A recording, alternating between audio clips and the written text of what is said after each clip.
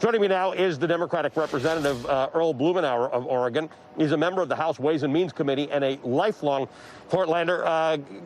Good to see you, Representative. I normally speak to you about other matters, but now I'm in your town, and I was out yesterday talking to small business people. Look, this is a town that is struggling through Portland, through COVID, and with some remnants of some of the unrest that we saw this summer. You are particularly interested in ways in which this country's restaurants can be helped. Tell us a bit about that. Absolutely. Thank you, Ali. Well, the restaurant industry was hit harder in terms of unemployment than any other. And these, if you're in Portland, you understand that our neighborhood independent restaurants are really the lifeblood. They employ more women and minorities. It's where people gather.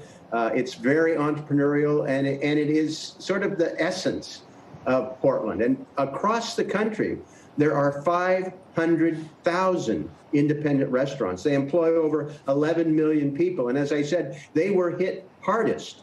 Early in the year, in April, half the nation's unemployment were at the independent restaurants.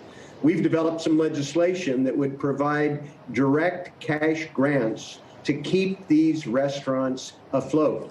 You know, a year from now, we'll have the vaccine, we'll be able to return to normal, but we're not going to be able to do that if these vibrant cornerstones of communities large and small are out of business. And if we don't help them, the estimates are 80% will close their doors permanently. So we've got a piece of legislation. It has broad bipartisan support. Half the Senate has signed on. The Democratic leadership in the House has. It was in the HEROES Act that we sent over. And this is an opportunity to keep them alive, not just the independent restaurants, but the whole supply chain. The people who sell fruits and vegetables. You know, this is an opportunity for us to keep them in business rather than going out of business and making the problem worse. Yeah, I think you make an interesting point. It's a supply chain. So it's not just the small business owner who you may really love and you may really know, but they cause other people to have to sell them stuff, and they employ lots of people. So one of the things that a number of small business owners have been telling me, restaurants and otherwise, is that what we don't need right now is more loans, because they have not been able to do business for the last 10 months in a normal fashion. They're worried they may never pay those loans back. So they either need grants or absolutely interest-free long-term loans. They need the right instrument. It's not just that they need something. Absolutely, Ali. And so what we see is there's talk about adding to the PPP loans. Those don't work for restaurants. They are highly leveraged. They don't even know if they're going to be in business in 2 months if we don't give them some help.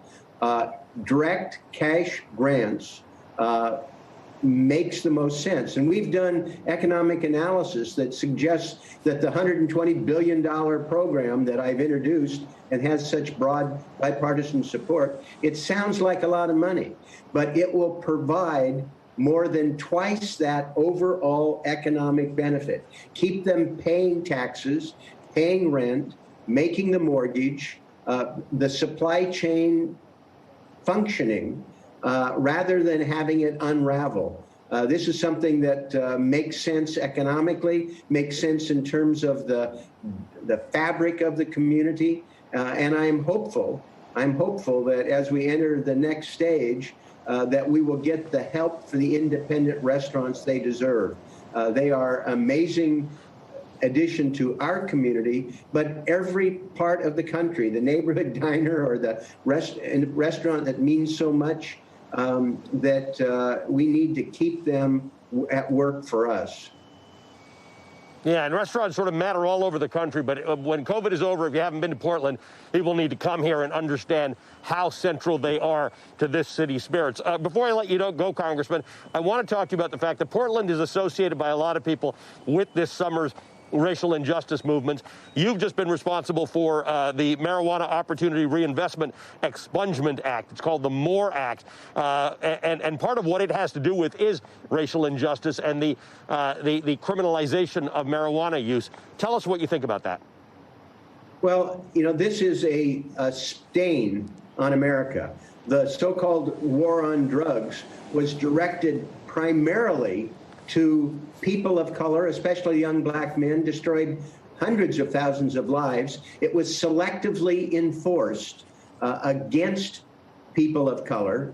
They were arrested and cited many times, 3, 4, 5 times more frequently than whites, even though they used it the same. And that can completely unravel their lives.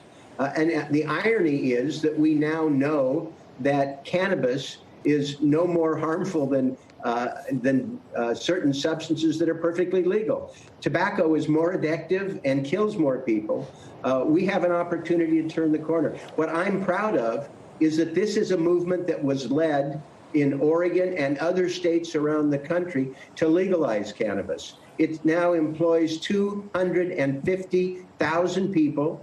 It's a $17 billion industry. And in Oregon, marijuana sales just topped $1 billion by our having the federal government get out of the way, allow it to be legalized, allow them to have bank accounts and do research, and stop the selective enforcement against people of color. It's a signal for racial justice and for economic reinvestment.